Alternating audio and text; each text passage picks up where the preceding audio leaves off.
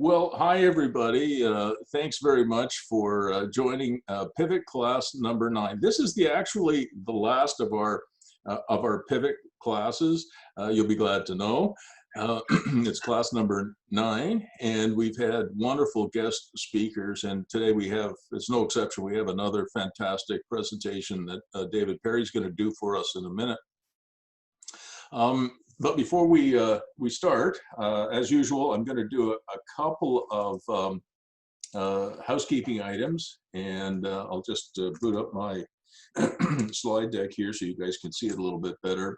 So this is class number 9, Pivot class number 9, and we have Dave Perry. He's called the Rogue Recruiter, and I'm not going to explain what that means. We're going to ask David that. And David has been kind enough to volunteer his time, and he is willing to take questions as he presents. Some of our presenters prefer if you hold them to the end, but Dave likes to make it a conversation rather than just a presentation, which I agree with. And so if you have questions, just put it in the chat bar.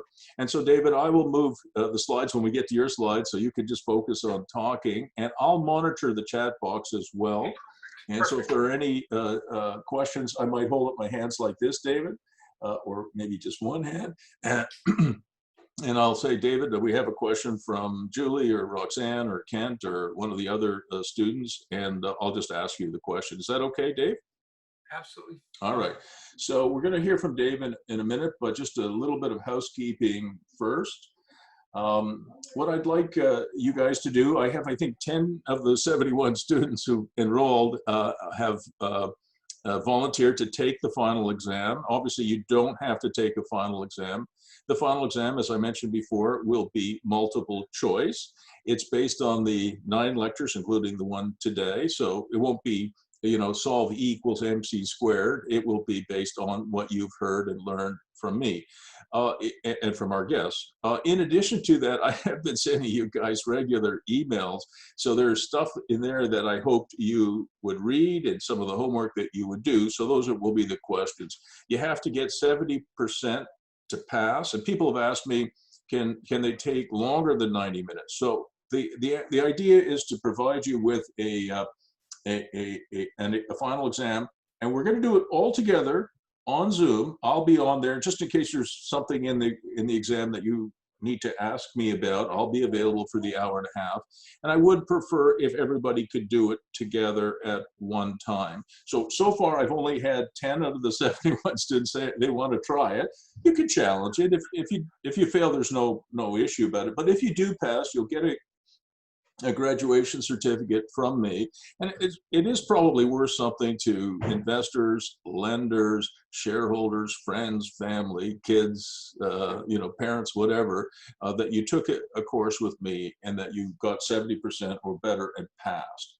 So if you want to do the exam, you're more than welcome to. You just have to send me an email. You all have my email address. Yes, count me in. I'll challenge the Prof. Bruce final exam. Just put that in the subject heading and I'll add you to the list. Kent is asking, have I identified a time and a date? I'm going to do it on a Saturday so that everybody hopefully will be able to attend. I haven't picked the time and date. I haven't even written the exam yet for you guys yet. So I have to go back through all the 9 lectures, and I have to go back through all the assignments I've given you, and I'll come up, probably have, 50 questions. It'll be 90 minutes long. So most of you will finish in an hour, and I don't make it too difficult. You remember I told you I'll have a question like, what is it? What does MMB stand for? Magic Marketing Button. And I'll have a few different answers. And, it's not, again, it's not that difficult. So I hope more of you will do it, but if you don't, that's just fine. So email me, bruce.firestone@century21.ca. Say, yes, count me in. I'll challenge the Prof. Bruce final exam. And, maybe in the next week you could do that. So Ken, I don't know exactly when it will be. I am going to try and take a week off at some point. I haven't had a week off since Christmas, and I frankly, I need some time off. So it might be August by the time I get to it. All right, but I will definitely schedule it. Here's Dave Perry. This is a really dear friend of mine. He's a better friend to me than I deserve. I met him 34 years ago, and I rudely said to Dave, he reminded me this morning, Dave, you don't have a fear of failure. you have a fear of success.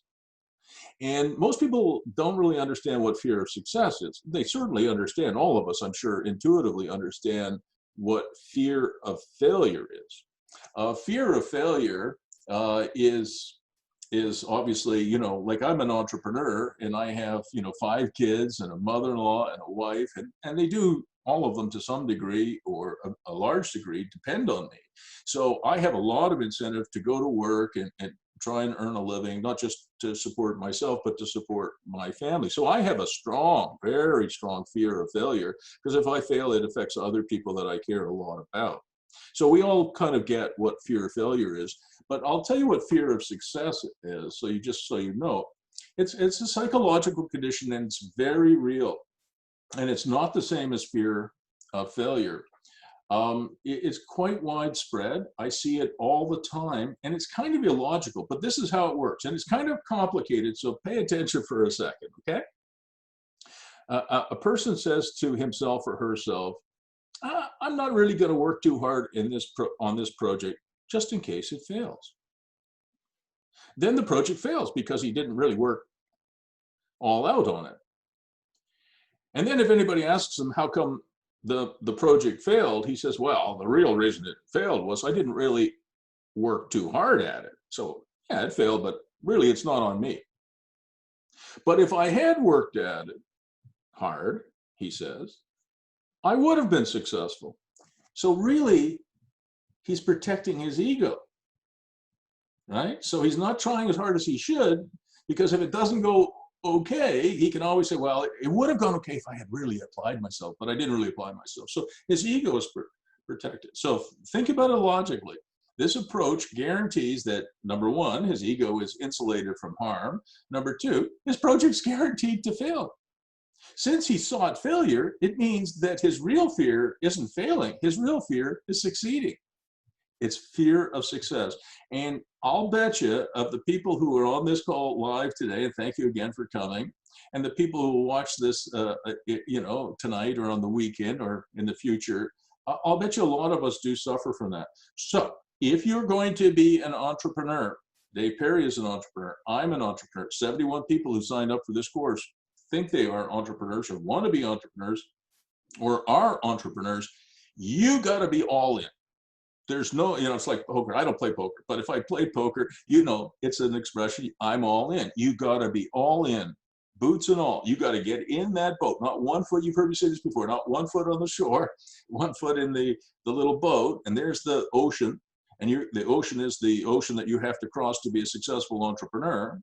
You got to get in that friggin' boat, get off the shore, leave the JOB, perhaps, get in the boat and paddle like heck to get to the other side of the ocean to success. There's no such thing as failure to an entrepreneur, but there are pivots, right? That's why I call the course Pivot. So as you're going out on this incredible voyage, the Viking voyage to the new land, you hope you have a compass, you will have to change direction. No matter how smart you think you are, no matter how smart I think I am, as soon as you come into contact with the marketplace, as you guys know, your business model will change. You'll have to pivot, right? Questions that you can never think of by yourself, even with a good coach, a good teacher, whatever, good group of consultants around you, a good group of advisors around you. There will be questions that clients, suppliers, others, marketing partners will pose to you.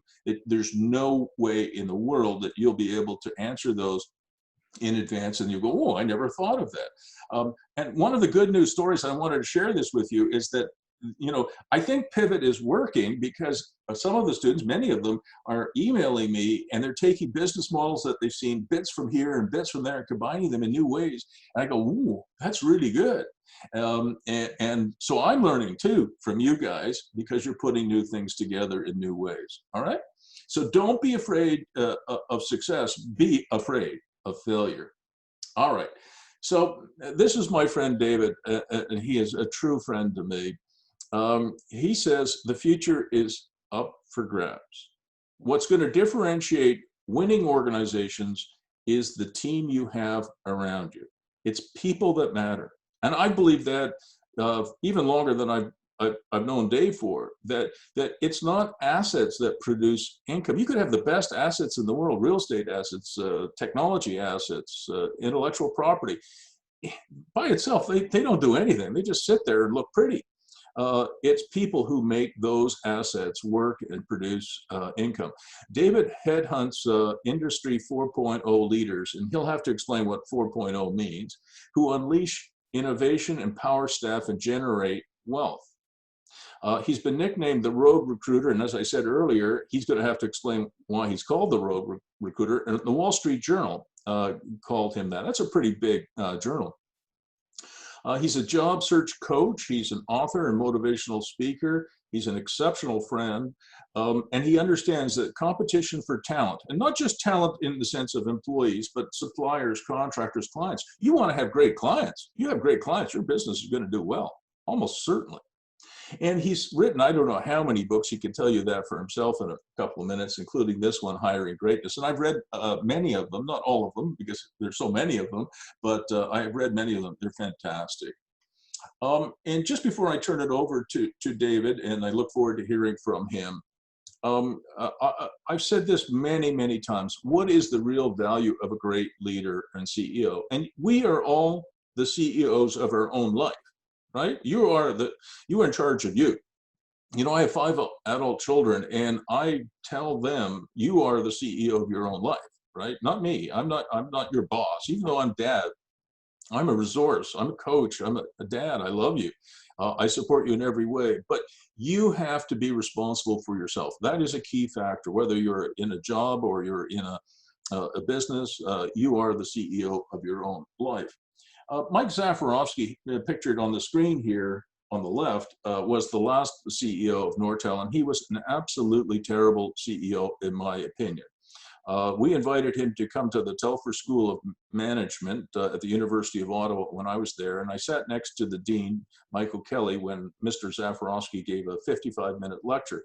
And that's a pretty big deal, being a CEO of a 10 or $15 billion a year company. Excuse me. And it was the worst speech I have ever heard by a chief executive officer, and I've heard hundreds of them.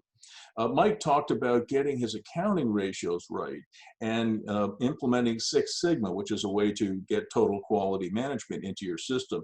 That would have been an excellent speech if it had been a chief operating officer, but not a chief executive officer. If we'd had Steve Jobs from Apple back in the day come and visit with the Telfer School of Management, Steve would have spent his 50 or 55 minutes talking about how to build insanely great products. And just to give you a perspective on that, Steve Jobs, when he returned to Apple, Apple was about 6, 7, or 8 weeks away from bankruptcy. It had been so badly managed by John Sculley.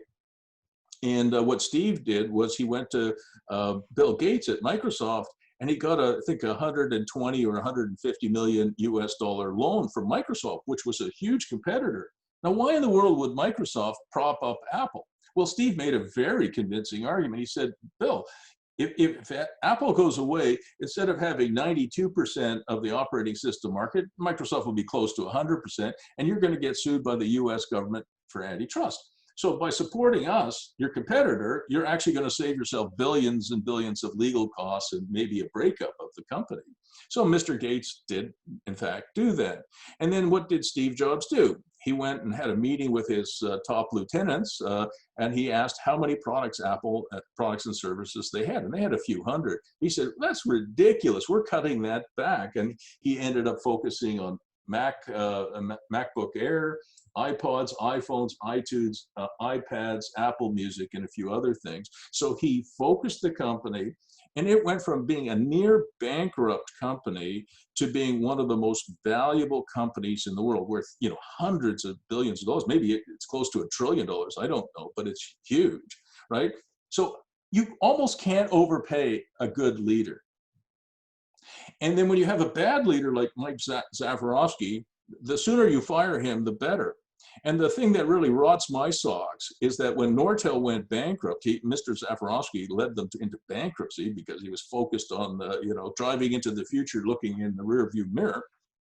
When it turned out after paying over $1.2 billion in bankruptcy trustee costs, legal costs, and accounting costs, they had a $1.5 billion surplus. They were never bankrupt at all. That's how bad that leadership was. So being a great CEO in your own life, in your own business, okay, is really, really important. And having great people around you is the most important decision you'll make other than starting your business. And I didn't say that, Warren Buffett did, right?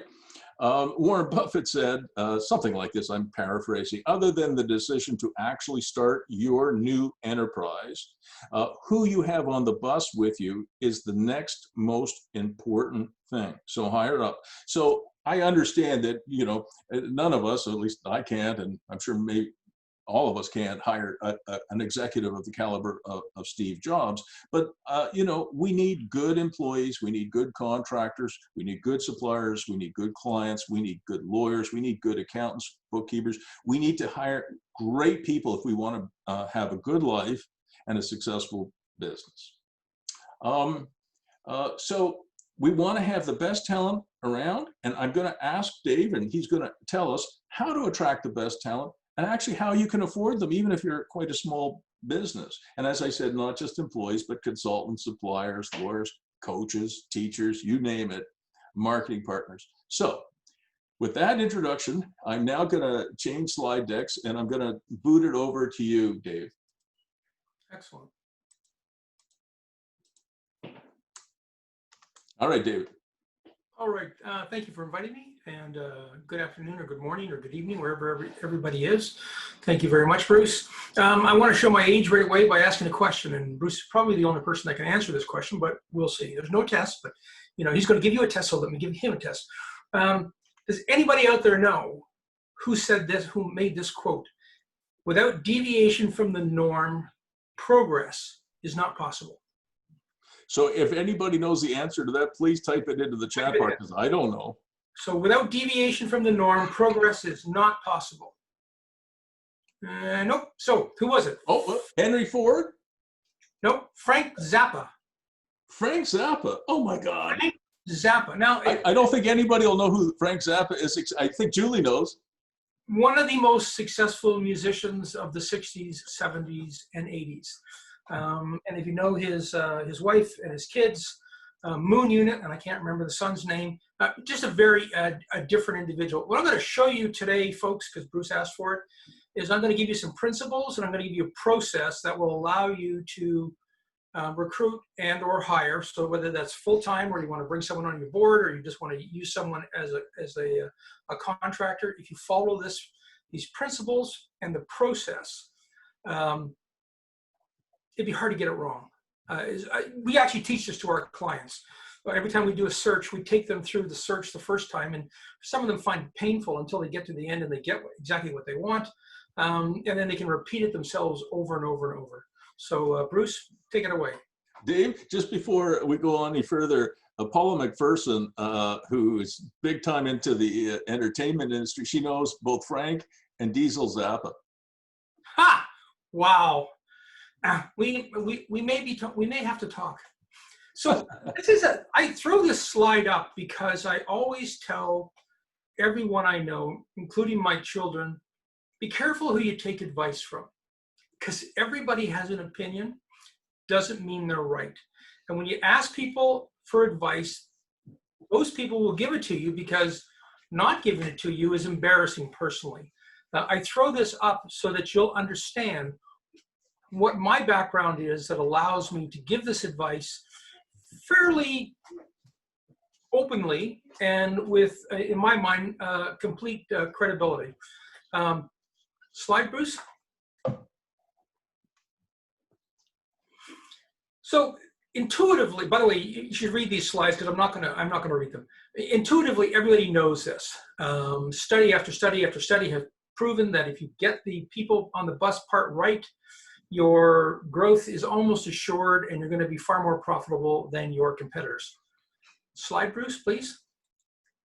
So why is it study after study after study shows that people get it wrong? And I pulled these from all kinds of different sources, as you can see.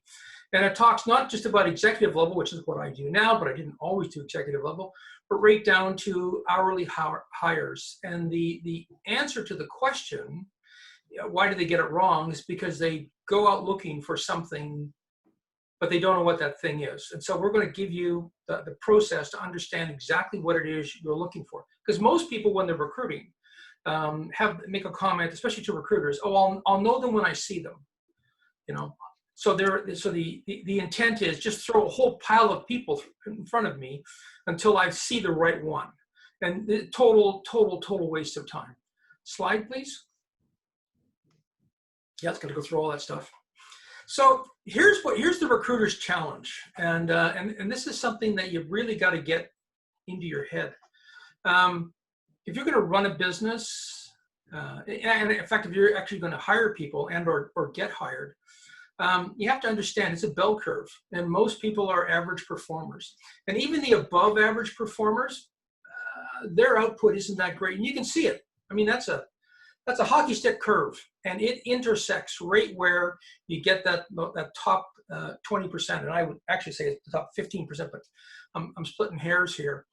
And there aren't very many people from Ottawa, otherwise I would have thrown some examples up on the screen. But where my partner and I, Anita Martel, get invited in is when a company has stalled, and they need to do something because they're either going to just stay flat or they're going to go to business. And we've got all kinds of examples of this.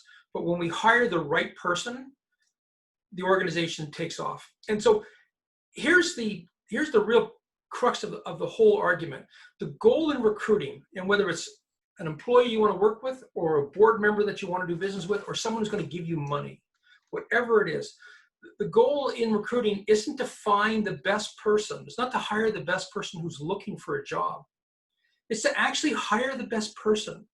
And the issue is the best people, but by, like a 0.1111% of a chance, have a current gig and they love it and they're busy producing for somebody else. So if you're advertising, if you're looking for people by advertising, we'll talk about this in a second, but if you're looking for people by advertising or looking to hire someone who's out there, sometimes it's okay to hire the best of who's available, but really if you want to excel, you need to find the absolute best person possible. And in most cases, they're already working for somebody else. Slide, Bruce. So 3-item agenda, principles, process, and hacks. All through this, I'm going to give you hacks because I don't know whether you're a single entrepreneur or you're CEO of a company that's 20, 40, 50, 100, 200 people. So the principles apply to everybody, the process applies to everybody, and the hacks apply to probably 90%. So anybody that's has an organization that's just them or up to about 40 people, the hacks are certainly going to apply. Slide, please, Bruce. All right. Tim Reed, excuse me. Tim Reed is asking, is poaching employees from other organizations, from your competitors, is that ethical? Well, you can't poach. There's no such, so a great question. And the truth of the matter is there's no such thing as poaching. You either have an opportunity that someone looks at and agrees, this is a better fit for me, or this is going to be a better opportunity for me and my family, or you don't. You can't poach people. People have free will. Does that answer that question, Tim? I'm looking in his... He says great answer. Ethical poaching. Well, I'm a headhunter. I've been at this 34 years. I've gotten a lot of feedback from clients who said, hey, you stole my people. No, we didn't steal your people. We offered them an opportunity to improve their life and improve their skills, and they believed that the grass was greener over here, and we showed them that it was. So it's free will. Yeah, the one thing that I think, Tim, that you have to be careful is that they don't bring intellectual property from their existing employer to you. Yeah, that's a whole different. That's a whole different thing. So if you want to get sued, you can't get sued because it's like in the National Hockey League, in the NHL. Like typically an assistant general manager who has a chance to become the general manager on another team. The Ottawa Senators, when I ran them, we had people who left, but they had to have our permission. But they got our permission because they had a chance to go from being an AGM to be a GM. The one thing they couldn't do, for example, is they can't take your scouting list with them. That's your intellectual property. You spend a lot of money in professional sports scouting talent. And so you can't do that. Same thing in technology, same thing in just about everything. All right. So you can certainly give people an opportunity, as David says, to improve their lives, improve their skills, but they can't bring anything that belongs to the previous employer. Thank you for pointing that out. Slide. Okay, a little controversial, but honest to God, these are the three things I've learned over the last 35 years. And 35 years is an eternity in this industry. We used to have a grandfather clause. If you've been in the industry for 2 years, you were a certified professional. And certification was a whole different story. And I'll make a bunch of jokes, so I won't.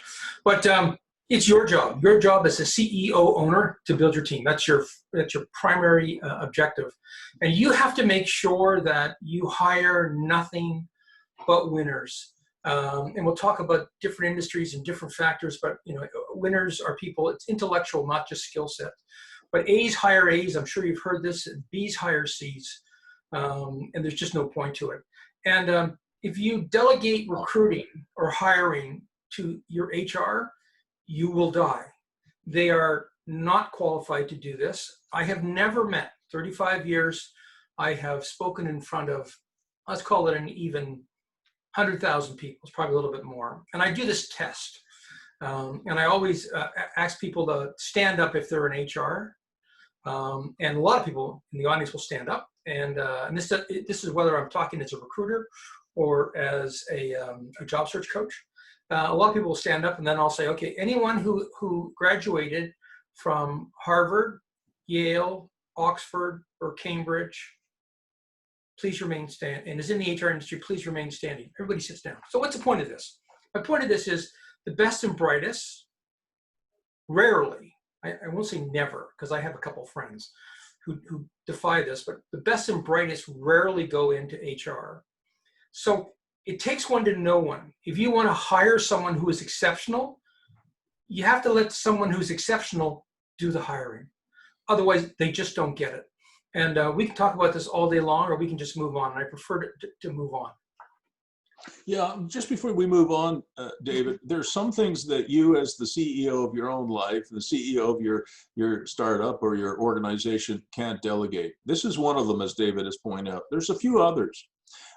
As the CEO, you can never, ever, ever leave the field of sales and financing to other people. You have to be involved in that. Doesn't mean you have to do every sale, and it doesn't mean you have to do every element of new financings.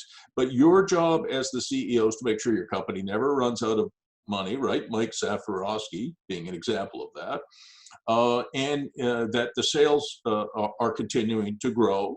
And that you have the best people on board. If you release any one of those three things, your HR, your financing, and your sales, to other people and say, I don't have to pay attention to that, I'm the boss, pretty soon you won't be. Yeah, and if you hire the right people, the A's, you only have to monitor it. You don't have to live on it every day. So slide, please. We're going to talk about the process. Those are the principles. Here's the process. So this is the actual program, the process, the methodology that we use in-house at Perry Martell. And I'm going to take you through all 6 of these stages. I'm going to take you through 12 of the 14 steps, because 2 of them aren't really, they're too long, and they're right at the end. I don't want you to worry about them. But we're going to go through the needs analysis, campaign preparation, which is different from what you're probably used to, talent attraction, talent assessment, deal making, and onboarding. New slide, please, Bruce. Oh, let's keep going. There we go. So what we're going to learn how to do today is understand, package, sell, assess, buy, and nurture. New slide, please. So first one is understanding. What's the needs analysis? And I have at the bottom of the foundation heart, head, and feet. And I'll explain them just quickly, and it's going to come up on a slide. But if you truly want to attract someone to your business and they're a high flyer for whatever reason, or you can't afford them for whatever reason, what you need to do is you need to use the heart, head, feet principle. And that's really simple. The heart is you need to connect your cause to them. They have to understand your cause. That's the heart. And once you've connected to their heart and they understand your cause, your why, Then you need to, intellectually, you need to answer all those questions that could be, what's going on, how do we do this? And that's the head part. And the feet part is the last part. And that is talking about now that we've got your heart, we've explained everything, how do things actually happen? How do things actually get operationalized? Slide, please, Bruce. He abandoned us. Nope, he didn't. All the way down to the bottom. One more click, and I think we're good. So that's the heart, head, feet explained. And I got a brochure about this, and there's a bunch of other stuff that I'll reference in this deck as we go through. And you're welcome. I can send that all to Bruce, and you're welcome to have all of it. But this is this fundamentally connecting heart, head, and feet will allow you to recruit anyone you want to into your organization, whether it's an employee or a board member or a contractor or a banker or an investor. It doesn't matter. Bruce? This is the fun part. Most people that do hiring fail. You saw the statistics before. The ones that don't slow down at the front end of the process and spend far more time defining what it is that they need than actually executing on the process. So by the time we're finished this deck, you're going to think, oh my goodness, this is just a pain to go through. And you're right, the first time it is. But after you've been through it the first time, you'll be able to see all of the shortcuts that you can take, because you've already done a lot of the work. And you just scream through this. And what we do with all of our clients is we'll do the first search, and when they ask us to do another search, although it hurts us to turn away all that money, we always say, I'd rather you do it yourself and call me if you get stuck, and we'll monitor stuff on the side. So, when you focus that lens at the front end of what you want, who you are and what you want, you save a ton of time. Slide, Bruce, please. And there's 6 steps to this, and it's really simple. Needs analysis, job description, and writing that job description. And it's not your typical job description. It is KPIs. What are the outcomes that we're looking for? We also suggest you do a skills gap analysis. You may be a great salesperson. You may be lousy at accounting. That would be my wife and myself. So you need to do that skills gap analysis to know what you're looking to bring in beyond maybe what's in the job description. That's going to help your organization. Slide, please. David, yes, sir. Did I hear you correctly in saying, Julie's asking too, that the students can have a copy of this slide deck? Oh, absolutely. And, okay. and oh yeah, you have the slide deck, and I will send, if you want, Bruce, because there's some stuff coming up. We have a brochure that we did. It took 9 months to write. It's 10 pages. Oh. And it's called the Inside Out Approach. And and that graphic that I showed you at the front, it goes through every one of those things. It's about a 10-minute read. And I did this with Ron Weens. Okay, Ron, stepped me through this and beat me with a stick on a daily basis till I got it right. He drew all this stuff out of me to put this down on paper. But reading that 10 or 12 page document is the equivalent, in my opinion, of getting an MBA in recruiting. There are so many recruiters, we're talking tens of thousands now, who have come to the site, that have downloaded that brochure and are now integrating it into their practice, that the quality, the reason we did it was we wanted to, all boats rise on a rising tide, and that's why we did it. So let me talk about this SWOT analysis. One of the things that you need to do before you go to the market to look at who you want to recruit is you need to do a SWOT analysis, not a skills gap analysis, but a SWOT analysis. And again, it's on the website. You can download a thing for it. But you want to understand as an organization what you're good at, what you're horrible at, okay? Strengths, weaknesses, opportunities, and threats, and get that down on paper, because then you can take that SWOT analysis, you can take the job description of what you're looking for, you can cross it, and you can understand, here's a sweet spot of what we need and what we can offer a potential candidate. And and I'm going to show you how to put that to paper. And then when you put that to paper, it becomes your checklist of what you're looking for. We talk about a search committee, we talk about a search chair. Search committee is 3 to 5 people you know. If you run your own business, then pick 2 or 3 people that you trust. You don't necessarily have to love them. They don't necessarily have to love you, but you have to respect their opinion, and they have to respect you as an individual. And that's not that hard to figure out. And then if you're going to do it yourself, you're the search chair. If you're going to give it to somebody else, you give this search to your number two, and that person becomes your search chair. And they do all the front end work and bring you back the result. And it can be a board member, it can be a trusted confidant that knows you and knows the organization that acts as a search chair. So these are all, I'm defining all this stuff. Next slide, please. So here's a hack for the SWOT analysis. Getting this right. If you go out and ask a bunch of your customers what you're good at and what you're not good at, they're going to tell you. And you know, it's great when you get the good stuff because you just feel proud. But it's more valuable when you get the bad stuff. And you know, and you can get this from simple things like a customer service email that you got because you fell down somewhere. You know, or people that hate you. Call them up and ask them why. So you're entitled to hate me or our service or the business, but can you tell me why? Because we're trying to change, and I'm serious about this. And you know, more than 50% of the time, people will actually take the time to tell you because nobody does this, right? And when you do it, people will take the opportunity to download on you. And I suggest at that time you recorded an audio transcript so you could smile at people rather than argue with them and listen actively. Slide, please. Yes, sir. So back in the day, the internet was fairly new. One of the CEOs I knew in the United States of a major company, he would always put into the search bar the name of his company and afterwards sucks. Yeah.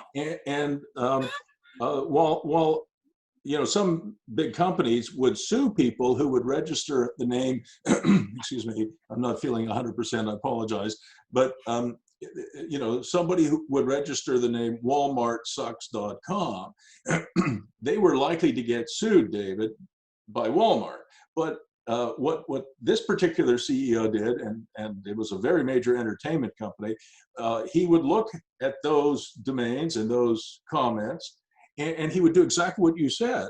Because often, you know, when you're CEO of a major company like that, the people around you lie to you.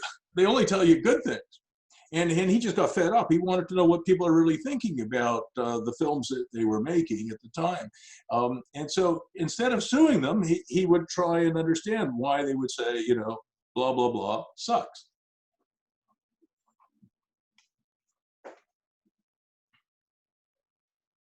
David, are you there? Yeah, what did I miss? Did you hear me okay? I left. Not of my own volition, by the way. Oh, okay. So what I said was that some of the companies were suing people who registered domains names like IBMsucks.com or WalmartSucks.com, but this particular CEO would actually go and actively look for those comments and look for those sites, because then he could find out what was really going on in the marketplace. Because unfortunately, when you're the CEO of a major company, a lot of the people around you only want to bring you good news. Yeah, and there, you know, I have a whole chapter on how who you take advice from, but essentially, when you bring in people to do a search or help you hire, or even hire an advisor, you have to be very careful that about who you bring in, because some people will not consider it in their best interest to hire someone that's better than them. So that's just an FYI. But if you do all this and if you do a SWOT analysis and you understand what you're good at and what you're not good at, and before you go to the market, you've done something that 99.9% of the businesses don't do. And it's such a simple thing. I mean, yeah, it may take you a day, but we have figured out that for every hour you put into upfront work on a search, you know, we estimate you probably save about 15 hours on the back end. So if you put in 10 hours, you're saving, you know, it's like saving 4 weeks of work. Switch it up, please. Slide. All right, let's talk about how to package. So most people, when they hire, write an ad and then put it in the newspaper. Well, that's what they used to when I was got in the business, or they put it on LinkedIn, or they put it on Craigslist, or whatever. It fails, or you attract the wrong person. So we're going to talk about how you write it's almost a, what would you call it, prospectus. It's almost a prospectus that highlights who you are as an organization and why you are as an organization, and who you're looking for and why they should come and work for you. Can you flip the slide? We do this because, and this shouldn't be important to everybody on this particular call, because it's never about money. I swear to goodness. And I've negotiated my lowest salary I ever placed someone was my first former boss back in 1980. Oh my God, 86, 85. Anyway, $25,000. That was his salary going into a Fairweathers, a ladies' clothing store. And my biggest deal I've done personally was 4.2 million. And last year, Anita did one. It was a 10-year, 7-figure deal. So it was 10 and a bit million. Money doesn't matter. It doesn't.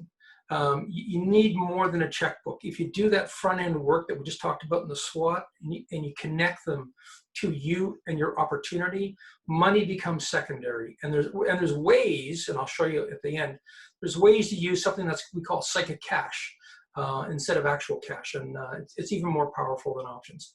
Switch it up, Bruce. And hit the button there, there we go. So there's 4 things you're going to do when you prepare a preparation, or when you prepare to go to market to find somebody. And that takes a little bit of work. You typically only have to do this once. You're going to write a position profile, and that's what you would put out, what you typically call a job ad. You do a confidential candidate brief. We'll talk about that in a second. Can you click again, Bruce? You're going to write the interview questions. And you're going, why would I write interview questions? Well, we're going to explain that, and then you're going to write your reference check guide. And the interesting thing is, if you start with the position profile and you go from left to right, so clockwork, you do the position profile, you write the confidential candidate brief, because the confidential candidate brief is going to be based on the position profile. And then the reference check and the interview guide are also going to be based on the position profile. So everything interconnects quite nicely, and I'm going to show you a live example in about 3 slides. Slide, Bruce. All right. That's what is, in our world, a position profile. That's a job ad. Now that is whatever else term you want to use it. That's a classified. When we talk to candidates as recruiters, people always say, well, and I'm going to step you through this in a second, what's the job all about, or can you tell me a little bit about the job? And I always say, no, I'm not going to tell you anything about the job. And sometimes you get belligerent, and sometimes you just ask why. And I said, well, I already need qualified. What I want to do is I'm going to send you a 3 to 5, and sometimes it's as many as 9-page overview. And then you're going to sit down and take a look at it when you've got some quiet time. And then you can call me back. We can have a conversation about it. But this is what one of these position profiles looks like. The Great Lakes one in the top left-hand corner, the blue water, that was a $450 million company when we started, about $900 million now. Bellion, the vodka, was a vodka startup. AECom, when we started, was a $7 billion consulting engineering firm. They did a couple of acquisitions right in the middle of us doing our search. They're now $21 billion, and Telesat is the largest satellite company in the country. So these are all going, but these are a lot of money, Dave. So let's go to the next one. This is a surprise for Dr. Bruce. Bruce introduced me to a couple of young folks about 18 months ago, eh, Bruce? I think so, yeah. And we had a conversation, and then nothing came of it. And about 5 weeks ago, the partners of this architectural firm, which are about 15 people, called us and said, we need help. And we had a conversation about what they thought they wanted. And we asked enough questions to get them to articulate what they needed, which is different from what they wanted. And we ended up going to the market to look for a rainmaker. This is the actual document that we created. The cover page is designed to get your attention. The next page, where you see the folks in the top left-hand, there we go, and bigger is better, or better is better. That explains the company, give you a couple of pages of examples, and then down the left-hand corner, we get to the actual opportunity, and I'll get a bigger picture of that in a second. And then we talk about what makes you qualified and then what you do from there. And this is sent to everybody that we target. We're going to show you how to do target in a second. But this is the work you do before you ever go to market. And if you do this work ahead of time, you can imagine that your funnel goes from this down to this real fast. So you're now appealing to a specific small subset of individuals. And it's like when you're dating and you finally tell your wife or your spouse or whoever you're gonna propose to eventually, I love you, and they say, well, why? You better be able to explain it without having to think. And this does a lot of that work. Change the slide. So David, if you can explain the meaning of love, you're the next Shakespeare. Actually, you laugh, but that was my my one question in my final exam at McGill in psychology. I wrote for 28 pages, and I started it out by saying to pay or not to pay, and I'm not going to go any further. But he passed me. So you're reading this screen. This is some of the stuff I'll send Bruce as well. We scope out exactly what we want you to do. We want you to bring in new revenue. So go out and get deals. And it's all explained here. So when someone's reading this, and we do it online as well as a paper version, they're going, check, oh, I've done that, I've done that, I've done that, I've done that, I've done that. Huh, okay. So what's the ideal candidate look like? That's the second slide there. Well, this is what you should have done. And that shows you what you should have done in the past to make you qualified. So we know you're qualified, and you know you're qualified. And what type of personality we're looking for. So these are all the pre-qualifications. And someone that gets this, we will have done the research, so they're getting it because they're already qualified. Flip the screen, Bruce. Just before I do that, can I comment on this slide, David?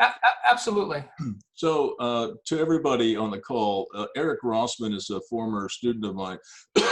Excuse me, as I said, I'm a little under the weather.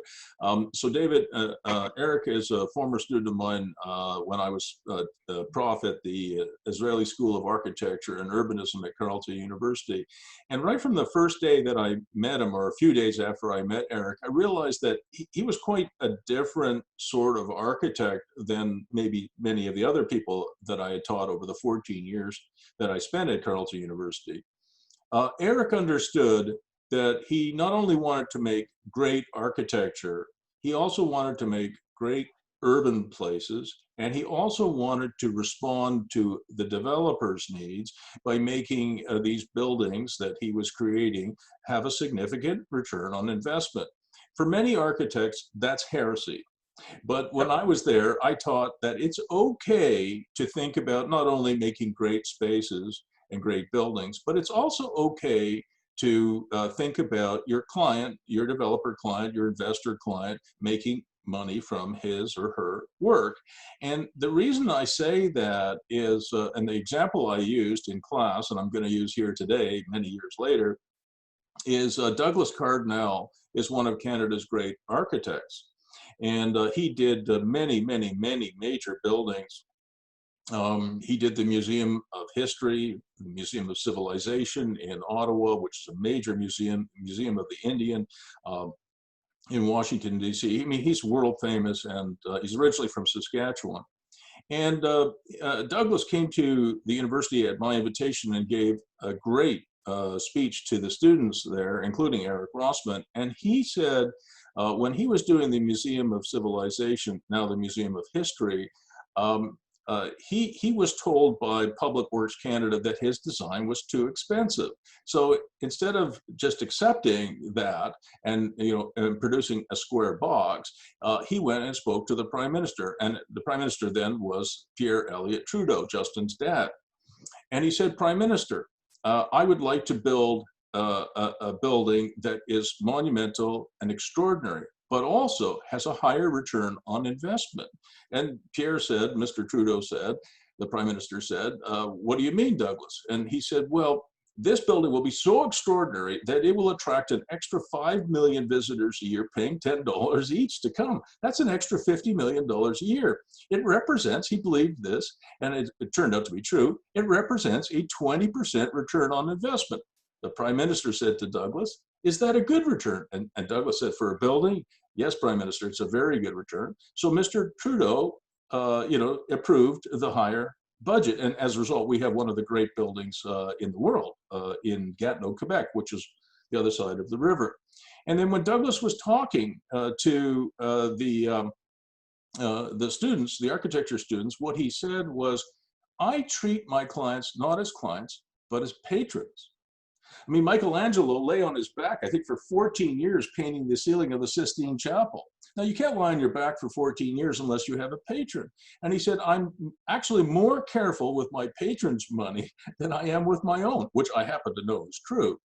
And so Eric Rossman really took that to heart. And so when he has major clients, as you know, he has some of the biggest retirement home providers in the world come to his door. He understands that he's going to produce great spaces, he's going to produce great buildings, but he's also going to produce a higher return on investment for those people than any other architect that I know. And so if I were doing this job, if I were a young man and I was applying for this job, David, I'd really be keen to work for Eric.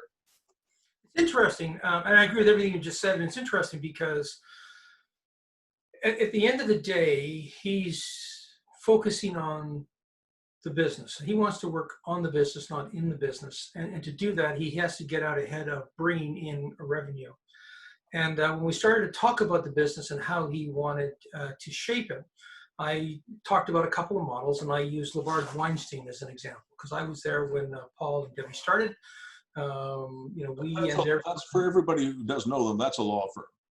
Yeah, which started 21 years ago and now has 400 or 500 lawyers across the country.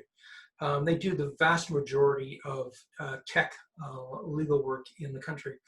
And so I showed him a model, and he got it. And when we produced this brochure, this piece of collateral, it was slick enough for me to turn around to him and say, listen, we can go after the usual bunch of suspects, or because there's so much technology involved in architecture now, we can go after someone that's built out a professional practice. All this to say, he said yes, and that allowed me to go out and go actively recruiting for VPs of sales, VP biz development, CEOs of technology firms in Canada and elsewhere, but we found them here in Ottawa. And I'm happy to say that the new vice president of operations and sales, or sales and operations, signed on the dotted line on Tuesday. Excellent. And I have every confidence to believe that they will more than 5x, and they do a lot of business now because they've got 17 people. They'll 5x their business in the next 3 years. So everybody understands what 5x means. It just means grow by a factor of 5. That's real. 5% growth. And when I called this candidate, who I've known for probably a decade, and I pitched him the opportunity, and he said, I just don't get it. Why would I go into real estate or architecture and do that? And when I said, listen, you do this, and then I sent him the brochure, he read through it. He calls me up the same day and he goes, I get it. And that's the guy we hired. So step 3 in doing this is, remember we talked, so that was position profile. Now you talk about the confidential candidate brief. 97% of all hires stop before they ever begin, because after a recruiter has pitched someone an opportunity, they typically say, send me your resume. And then what happens is people go, no, never mind. Because now somebody, a complete stranger, has to sit down and decide, do I want to spend 4 hours on the weekend putting together a resume for a job I'm not even sure I want because I'm happy where I am? And the answer is no. 97% of the time, they'll just say, forget it. So what we do instead is we use this document called the confidential candidate brief. I will ask 24 questions. There's a bunch of them there. I can send the ones that so that's the actual document I use for Rossman, not completed. But I tell the candidates, listen, I don't need a resume. I said, I'm going to send you the position profile. You're going to read it. And then if you like it, I'm going to send you the confidential candidate brief because I know most people would rather have their wisdom teeth pulled than write a resume, especially for something they're not even sure they're interested in. I said, you're just going to type in your answers, send it back to me, and then we're going to have a conversation. So that's what the confidential candidate brief is for. That confidential candidate brief is there so that your prospects don't have to write a resume, and so that 97% of the people that would say no don't say no, and now they opt in, because most people will go, well, what do I have to lose? Because it takes 20 minutes to do this. So I don't think in the last 10 years, no, I haven't had anybody say no in the last 10 years to receiving this and filling it out. Bruce, slide. We have a question that's really coming from both Greg and Tim, and Okay. it's really, really good question. You can tell that the lights are on when your students are asking questions that Oh yeah. are innovative and adaptive and kind of second order or even third order thinking. Greg is saying, I can see some very interesting applications of this type of process and document to approaching, high-end sales prospects and acquiring accredited real estate investors. Does that make sense? And just before I turn it over to you, David, I would say to you, Greg, and to Tim, that's exactly right. I think I sent everybody, all the pivoteers, I sent you a book review I did of Oren Klaff's Pitch Anything. Now, just so you guys know, David Perry got a copy of that book, Pitch Anything by Oren, drove it over to my house in the middle of the COVID-19 epidemic and gave it to me because he said, Bruce, you got to read this. So I did, and I did about a 25-minute book review, how to pitch anything. One of the things that— By the way, I sent that to Oren. I beg your pardon? I sent that book review. Well, some of it was maybe not for his ears, but anyway, I'm glad you did. So anyway, I sent that all to you. It's about a 25-minute book review on how to pitch anything. And one of the things that Oren says that I absolutely agree with is that you are the prize, not the investor. So I think this qualification process that David has set up, whether you're trying to recruit somebody to work with you, whether that is an employee, a contractor, or even a supplier, works just as well with investors and potential clients. In other words, if you think about it, you, Greg, or you, Tim, as the real estate entrepreneur, or for that matter, a tech entrepreneur, an architect entrepreneur, whatever, you are the prize. There are lots of people out there with money. And so if you haven't spent the 25 minutes looking at that video, that voiceover video that I did, I really would like you to do that, because whether you're pitching investors or you're pitching potential clients or you're pitching on people trying to come and work for you, I really think you are the prize, not them. There's always another fish in the sea. Didn't your mom or dad ever tell you that when you broke up with your boyfriend or your girlfriend when you were young? There's another one out there, maybe one that's better for you. So when you go in and you pitch something to an investor, to somebody who's might come and work for you, to a customer, to a client, to a supplier, to a marketing partner, you are the prize because you have the ideas, you have the guts. You're the one who got in the boat and started rowing across the Pacific Ocean or the Indian Ocean of unimaginable size to get to the other side. And you could take other people with you safely on that journey. So I really think this does apply, but now I'd like to hear from David. Oh, absolutely. I've got a venture that we're kicking off. Well, we actually did a soft launch, and so this is all stuff that we've invented. And, I, lack of a better term, I eat my own dog food. Yeah, this stuff works. And it works because people forget what you say, they remember what you do. And even if they can't remember what it was I did, they also remember what I gave them. So by doing documentation like this and going through this process and explaining what you've done, again, you're ahead of 98% of the people that are going to ask someone, will you help me? Will you give me money? Because this shows that you're committed and that you're doing the deep dive work. It makes them trust you more. And trust is such a nebulous thing, but it's so critical. New slide. And these next two slides go quickly. Can you click it, Bruce? Because there's a bunch of stuff that's going to go under that picture. Okay, perfect. So the next thing you do is you write your interview guide, and by that, you're just writing the questions ahead of time that you and or your team are going to ask the individual in one or more interviews. And you write them down, you ask everybody the same questions for consistency, and because there's nothing worse than someone saying to a prospect, so tell me about yourself. It's insanity.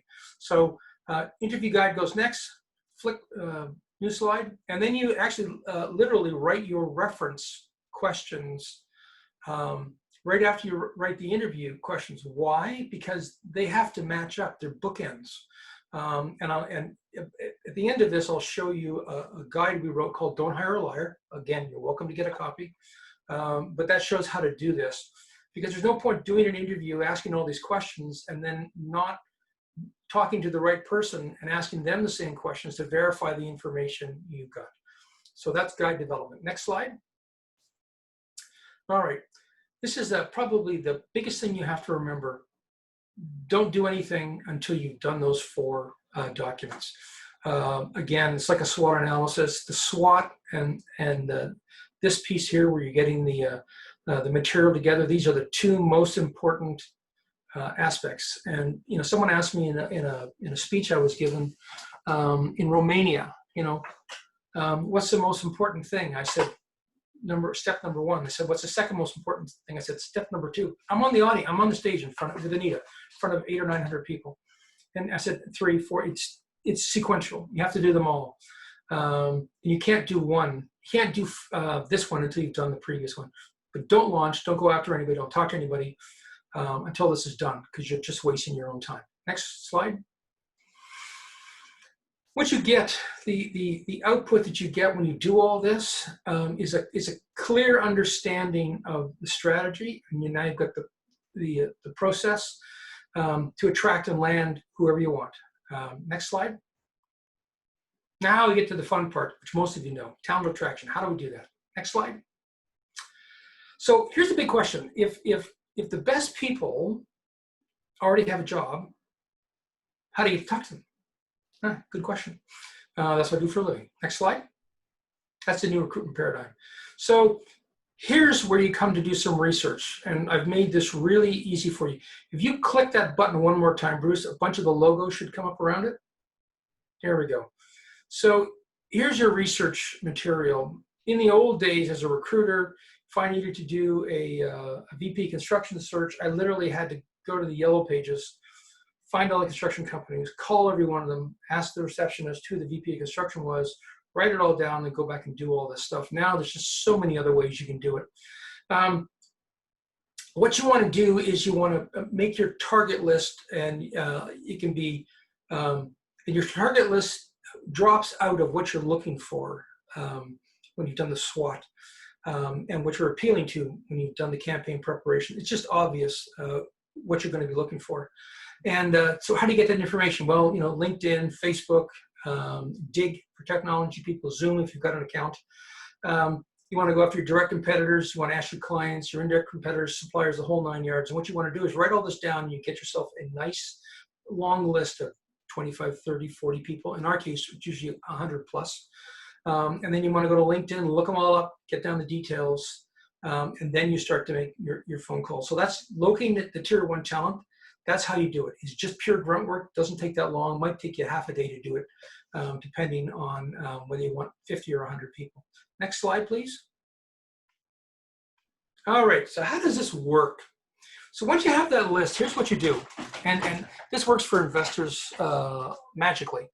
You pick up the phone, and I do this every single day. I pick up the phone and I tell people that my name is David Perry. I'm calling you because I'm the author of Guerrilla Marketing for Job Hunters, or Hiring Greatness, or whatever it is I choose. And then I tell them, I've got some information that I want to share with you, and I want to get an email address. And people go, who are you? And I'll slow down and I'll pitch it all over again. And then for some of them, I'll say, listen, I have an opportunity I want to share with you on a search I am conducting for a CEO or a VP or a director or an engineer. And I have no idea if you're looking to make a change, not even interested at this point. It doesn't matter. All I want to do is share the information with you and allow you to sit down when you've got some quiet time and decide if you've read this, if this is something you're interested in. So what's your email address? And you take it all down and you say, thank you very much. And you send them a note that says, Bruce, we just talked. Here's the position profile. And I think out of every 100 phone calls, I might get 3 that give me a hard time. And I just step back and I re-explain it. I always say, well, sorry, I'm not much of a sales guy. Let me tell you what I'm trying to do. And they laugh and I send them the stuff. So you send them the position profile. They'll call you back. you don't have to call them back. And when they call you back, they go, okay, I've read this thing. I'm really interested. Tell me more about it. And I'll go, no, I'm glad you're interested. We thought you were qualified. What I'm going to do is, I don't know you and you don't know me. So rather than ask a bunch of useless questions, what I'd rather do is I'm going to send you this thing called a confidential candidate brief. It's a 10 question, 20 question Word document. You sit down, type it up, send it back to me. And then I get to read it. And then when we talk next time, I'm going to sound really intelligent because I'll know what your background is. And these questions are designed to ask you information, not on the spot, but ask you information when you've got some, your heads all together. And you put this down and it asks you the information that I need to have a business conversation with you. And I go, oh, okay. So then I send them the confidential candidate brief. Nope, go back, Bruce. To send them the confidential candidate brief. And then they call me up because they send it back to me and I've read it and they go, okay, when can I meet the client? And I'll say, well, let's have a conversation. I only ever ask one question. I've been asking the same question for almost 20 years now. And I'll say, roll me back to when you're getting out of, high school, college, university, and take me through your career and tell me what's important. Here's why I'm doing this. So these 3 steps followed the way I've just said it will almost guarantee 100% that you're talking to the right individual. They got the position profile, they're qualified. They know they're qualified. They've done the confidential candidate brief. Now they're interested. And now what I'm doing in this last step, I'm qualifying the prospect. I'm making them audition. America's Got Talent. If you watch the show, there's a lot of people, not necessarily a lot of talent. So what I've done is I flipped the I flipped the equation. I no longer am hunting someone that I'm interested in. I now have the person that I'm interested in auditioning for me. So I ask that question, then I sit and listen, and then we'll show you what we do next. Slide, please. So there's a hack for doing this, and especially in sales and marketing, because those are typically the ones everybody gets wrong. If you're going to advertise, and there's nothing wrong with advertising if you don't want to headhunt, but if you're going to advertise, there's a way to really up your game, and that is to take out an ad, LinkedIn, Craigslist, doesn't matter. Put down exactly what you're looking for, and then don't tell them how to contact you. Anyone who's got a brain is going to figure it out.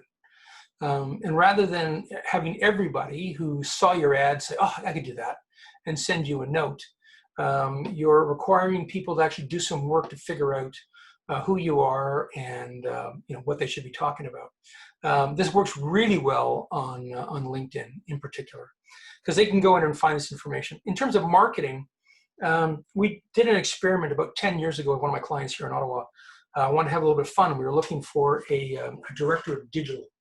And so I did the list, sent it out, called these people up, and we actually ran an ad too on LinkedIn that said, talk to us about who you are and why you're qualified. Do not send us a resume. The people that send us a resume, instantly disqualified, out the door. We had people from Disney, we had people from MGM, we had people from the Royal Bank. You wouldn't believe the grade A talent that came in and did really interesting things. And Bruce, you've been around Ottawa long enough to remember Janet Eastman. Used to run the television show for, was it CJOH? Used to interview all the business people. Anyway, she's the one that we ended up hiring. Wow. Because she sat down and did an entire interview with herself on camera as to why we should talk to her. And we hired her into this role. And pretty much, we weren't intending on doing that, but just happened to be pretty much doubled her pay package. But the client really got massive bang for the buck. So that's a quick hack. Change the slide. I'm watching the clock here on the side. When you take control of the process and you control that funnel, and we're going to show you the funnel in a second, who goes in and how they progress through the funnel, you increase the quality of your candidates, prospects, because they're just prospects right now, fourfold. Try this. a couple of times. And if you get stuck, whoever you are on the call, ask Bruce and then call me and tell me where you're stuck, and I'll walk you through it, seriously. But what you've actually done in this process is you've taken the hunted and made them the hunters. So now, as Bruce says, you're the prize. And anybody that's tier 1 talent, grade A talent, they're competitive, and they're now in it to win it, as Randy would say. They're in it to win it, and this is an amazing way to up the value of your organization in their eyes, and to attract talent that you would pay 50% to 80% more, and you won't have to. Next slide, please. Talent is next one. I'm trying to keep this to your time frame. Oh boy. Dave, Yep. if you could leave me 5 minutes at the end, I'd appreciate it, just because I have a little bit of a wrap up. Just 5 minutes. I can do this. So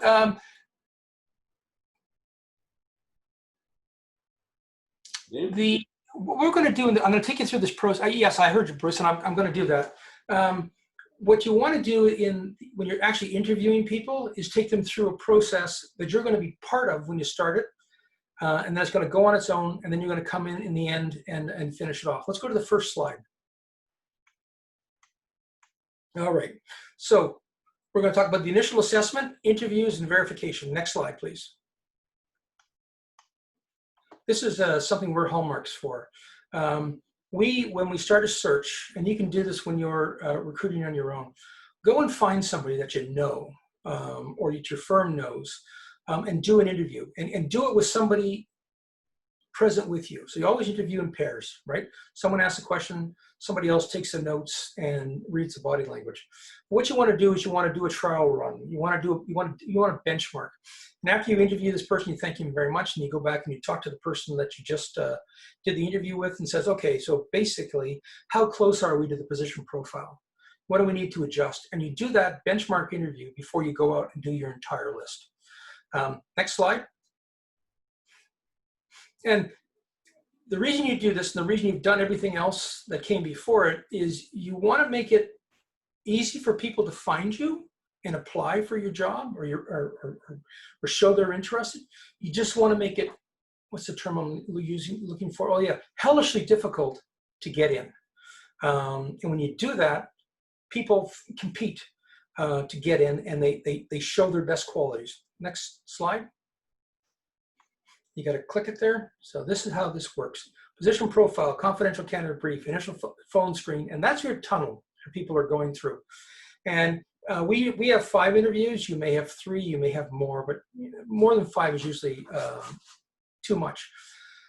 But what you want to do is flip it, Bruce. What you want to do as you're going through the process is you want to keep people informed about where they are. So as you're not interested in someone, you don't let them fall in the black hole and never hear from you again, because that's what happens every day in this world. People get interviewed and then they never hear back. Tell them we're not interested, and here's why. And it can be as simple as, we've got someone who's got a better fit. And so go through multiple interviews. The last interview you want to do is with your current people.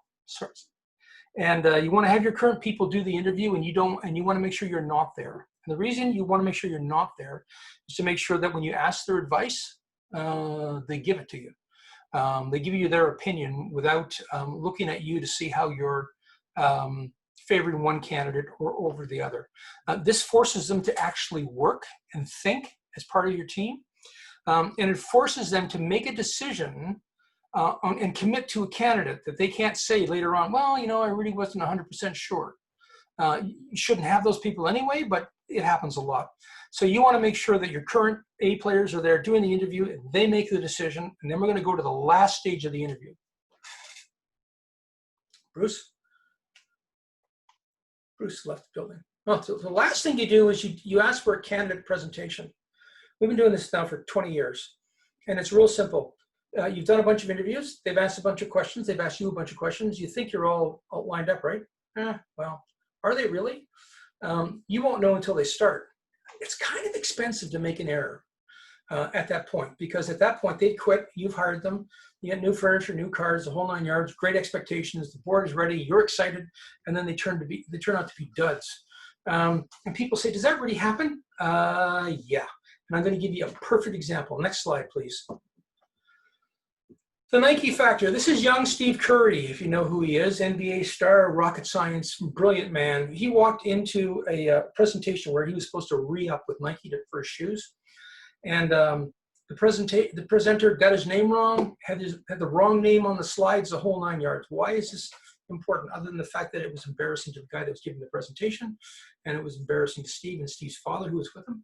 Why does it matter? Click the button again, Bruce. Because instead of going with Nike, he went with Under Armour instead. And one more click. And that was the valuation increase 3 days later from Wall Street when he walked over from Nike to Under Armour. The valuation that they put on Under Armour for that increased by $14 billion. Incredible. Now, it's a real story, and I use it all the time. And I got hundreds of these stories. But that just drives it home. If the guy that they'd hired, who made this presentation to Steve, had been made to go through doing an actual presentation in front of the entire group that hired him, maybe that problem wouldn't happen. Don't know. Next slide. The last thing you do is you check references, and I would just you can actually Google "Don't hire a liar," and you'll get a copy somewhere. It'll be on a law firm website or maybe one of ours. If not, I can give it to Bruce. But this is a guide that steps you through how to do reference checks and who to do them with, because most references aren't worth the paper they're written on, and most references aren't worth the time it took to do them. I get references all the time. They ask me 5 questions: and did they work there? Did they show up on time? Were they a nice person? Would you hire them again? 5 real lowball questions. It's almost like, you're watching Sun, or not Sun, that TV show in the States. I can't even remember what they're called. It's like watching Hannity. It's not good. Let's leave it at that. So we show you actually how to do a reference check so that you'll get at the information that says, yes, this person can do this job, and here's why, with real examples. Next slide. We're coming to the end. Yay! And here's a hack that everybody should use. Do one of the interviews outside the office. And what I oftentimes do, and I started doing this in construction years ago, I used to take people out for lunch, sometimes dinner, but out for lunch, especially construction managers. And we'd start drinking, eating and drinking and eating and drinking. And the bartender always knew that my rum and cokes just had Coke in them. Because I wanted to know whether or not the guy I was about to hire had a drinking problem. And you may say that's totally unfair. Well, you know what? Sucks. Sucks to be you, because if you're responsible for a $50 million or $150 million project, and some of them I have been responsible for much larger than that, you want to make sure you're getting the real deal. So if you take somebody outside the office, it makes them drop their guard, and you can get to know them as a person and see if they've got some foibles. And an easier way to do it is go to Starbucks, screw up the order.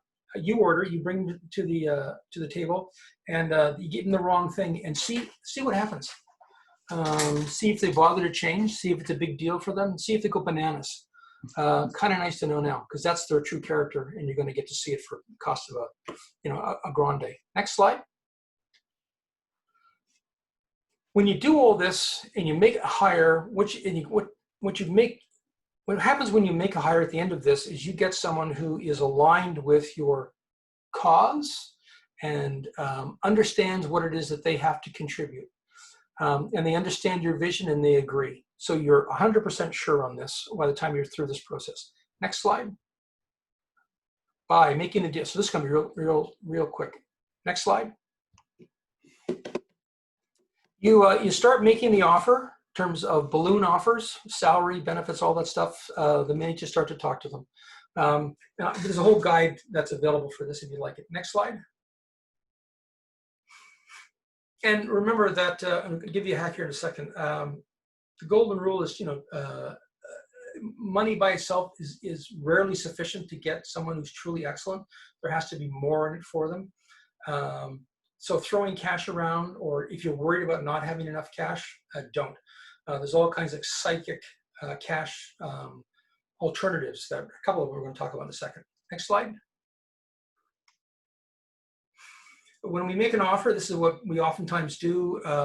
We will dummy up an annual report like we did here.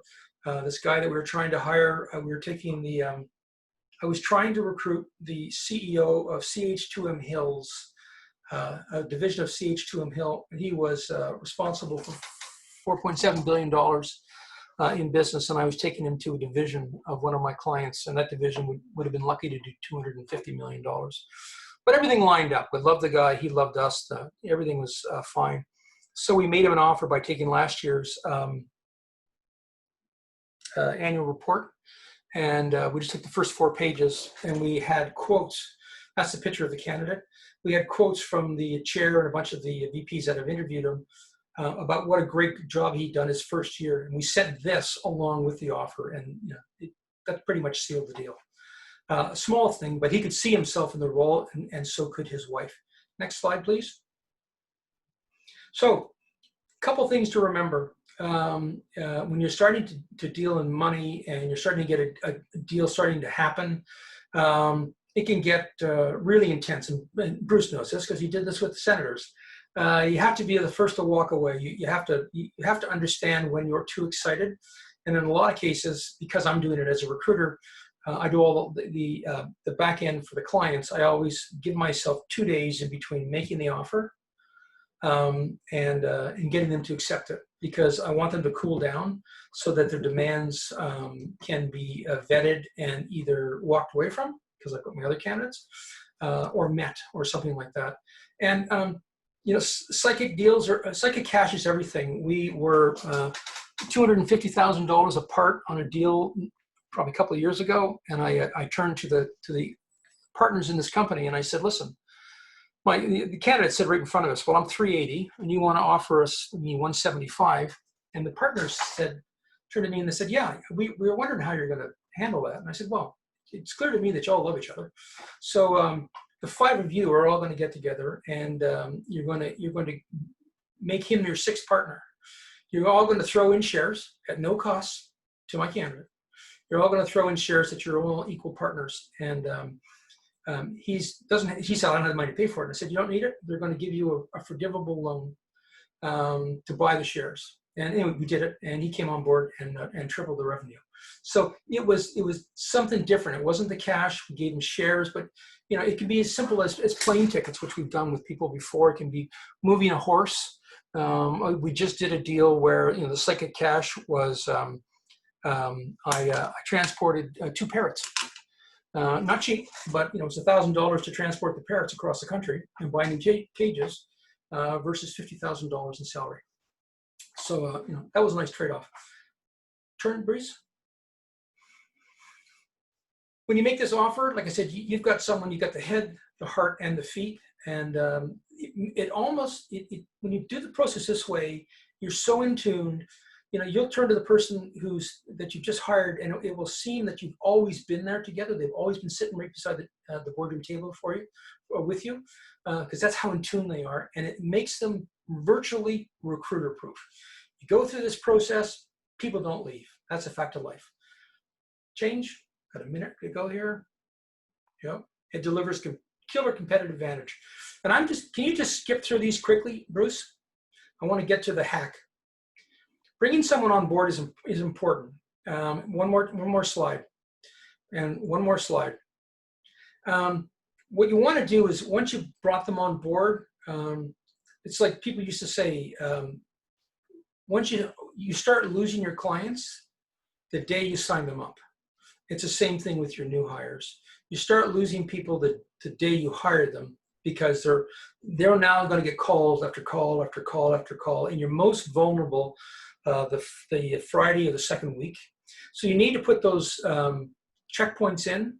But more importantly, the more time you can, once a month or once every 2 months, go off site and have a meeting or a lunch or a breakfast. The closer you are with these people, the harder it is, because people don't leave companies, they leave bosses. And if you can build your business so that it's got a family, and family may be the wrong term for some of you, a family environment, but at least an environment where everybody cares about everybody else, where the company has got good relationship intelligence and good corporate intelligence, along with emotional intelligence. You've got a team you'll keep forever, and you'll save yourself a fortune, and you'll be able to hire people whenever and wherever you want. Almost people will look at you like you're almost cult-like. And there's absolutely nothing wrong with that, because having a cult of the right people doing the right thing, wouldn't we all like to have that? Last slide, Bruce. Do all this, and you're delivering to yourself, to your business, killer competitive advantage, because you'll be able to hire the best people, regardless of how much money you've got to pay. But more important, the best people that money alone can't buy. Over to you, Bruce. 4 minutes. Well, that was fantastic, David. I can't thank you enough. It was wonderful. And I really buy all of this because, I learned this over the years from David and other people. And I can tell you, when I was with the senators, I did give cash bonuses, but I also gave things like Sony picture-in-picture TVs, back when they weighed 220 pounds and they cost $3,500. And it was interesting, sometimes my top executives would get a $60,000 bonus for Christmas and a $3,500 Sony picture-in-picture TV, but it was their families and themselves who treasured that Sony TV more than the 60 grand that they got for a Christmas bonus.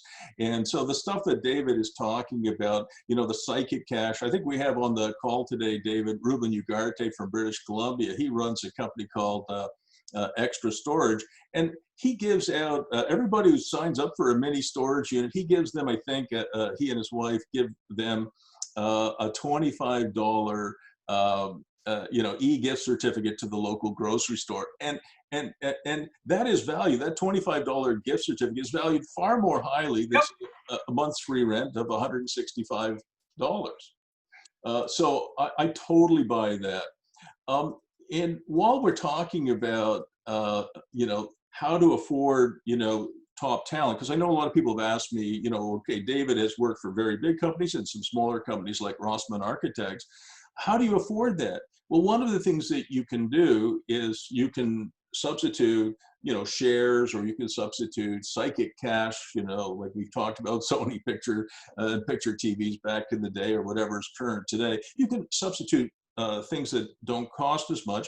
And you can do things, like I said in an email to you guys, you can hire virtual CFOs, top financial people, chief financial officers, but maybe they only work for you 1 day a week or even 1 day a month. You can get access to top people for not very much money, and it will really help you grow your organization. All right. Can I make a comment? Of course. So I meant to make this, and so with that in mind, if you run your business with credibility and honesty and honor, everybody wants to play with Gretzky. Everybody wants to play in Gretzky's line. Everybody wants to play with a Peyton Manning or a Shaq or a star. So if you make yourself a star, and you do that quite easily by just being an honorable person and a good business person, people will want to play with you. And they'll want to play with you. It's not about the money, not for the people that you want to go to. It's not about the money. They'll just want to be part of your success, and they'll want to help you. Sorry, didn't mean to interrupt. No, you're just you're doing a great job for all of us, and I can't thank you enough. So what I just want to end now. This is the last official pivot course. I really want to thank everybody who was able to attend live, and people who can only watch it after hours for joining us. And it's a great adventure to be an entrepreneur. It's a big challenge. It's a lot of hard work, but it is a great adventure to be your own boss. It allows you to be more creative. It allows you to exercise the maximum creativity you're ever going to do, because I've seen entrepreneurs get into jams. You would say, those entrepreneurs, they're finished, their business is going bankrupt, there's no way they're going to survive. Certainly that was true of Apple when Steve Jobs came back. They were 6 or 8 weeks away. So, have hope. We human beings uniquely need hope to live, and work hard, be smart, be creative, and you will be more creative because of the challenges. I cannot leave this class. I cannot end it. I might be a minute or two over time without thanking the sponsors who made it possible. Siavash Naruzian, we heard from him as one of our guest presenters, but he was also a sponsor. Empire Deck Events. Empire Deck Events. Thank you, Sia, for both your guest lecture and your sponsorship.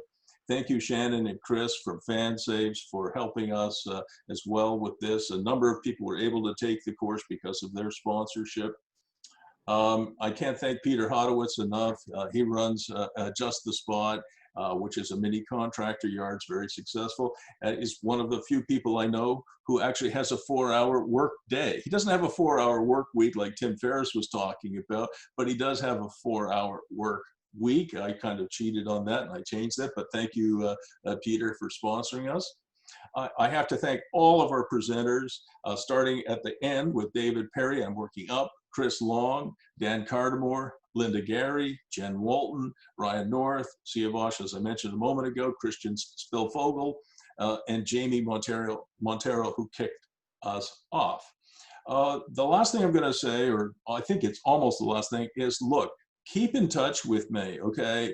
I provide to all of my clients, all of my former students, you know, going back to Eric Rossman and others, you know, going back, Ryan North, Dan Cardamore, now more than 20 years in the past. Keep in touch. I provide a free email support and text support service to everybody. Don't call me unless your house is burning down, because when you have thousands of clients and tens of thousands of students, if everybody called me every day, I never get anything done. So, but do email me and let me know how you're doing, and it's there, it's free, and you know how to get in touch with me. I want to tell you that I know we're in a very tough situation. I think our American friends are in an even tougher situation.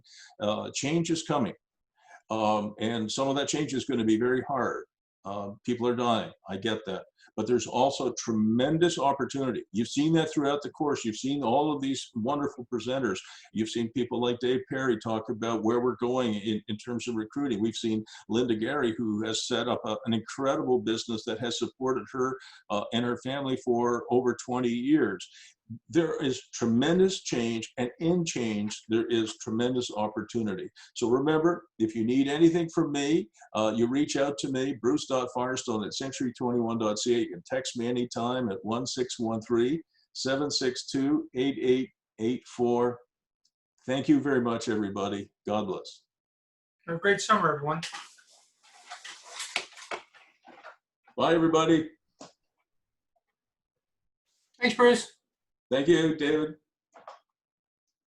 Bye, Ruben.